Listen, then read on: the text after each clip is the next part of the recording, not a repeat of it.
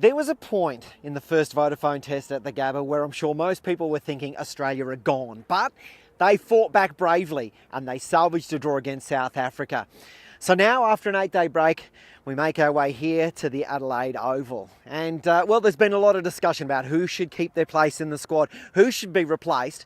But there's one person who was absolutely guaranteed a spot, 259 not out, Captain Michael Clarke.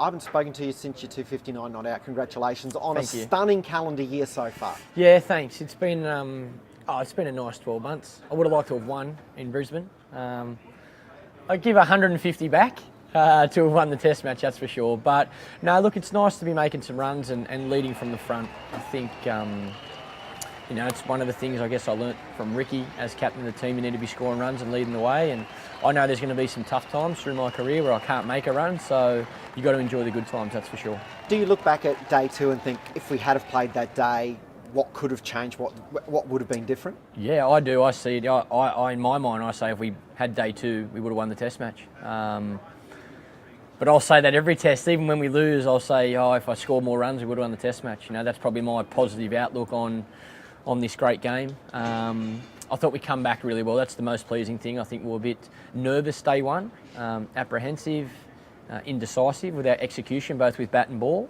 But we got better. So that's a positive sign leading up to tomorrow for this second test. I think all the boys now, we know our opposition, we've seen our opposition, nerves are all out of the way, we're ready to go. How do you, as a group, at 3 for 40, chasing 450 in the first innings, how do you not let yourself think that, we're in all sorts of trouble and we're not going to win this, we're gone, we're done? Well, you do think you're in all sorts of trouble. When I'm walking out the bat at 3 for 40, you're in trouble. But that's part of the game, There's other times you walk out 3 for 400 and you still got to go out and play the same way. That's probably the one thing that I've improved, I guess, with my game over the past few years, is to try and be as consistent as I can with the way I play. Warnie taught me a long time ago that the better the bowler, the more positive you have to be. And I thought against South Africa, the #1 test team in the world and a very good attack, that was the way I was going to play in those conditions at the Gabba. It can backfire. We could have been 4 for 40. But that's the risk you take, and that's why you train, that's why you prepare.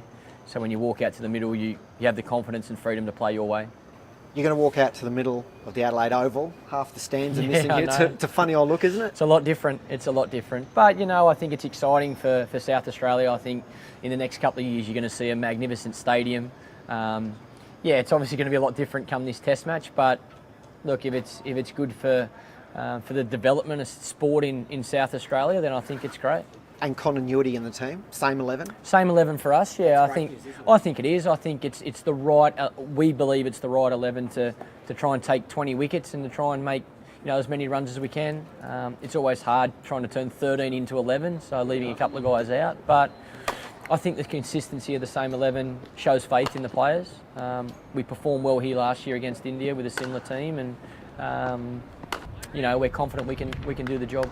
A lot of speculation with Rob Quiney whether he was going to keep his spot. Yeah. I think you said it was the best 9 you've ever seen. Yeah, look, I said before the test match that I'd be surprised if Rob didn't score 100 on debut, because he's hitting the ball so well in the nets.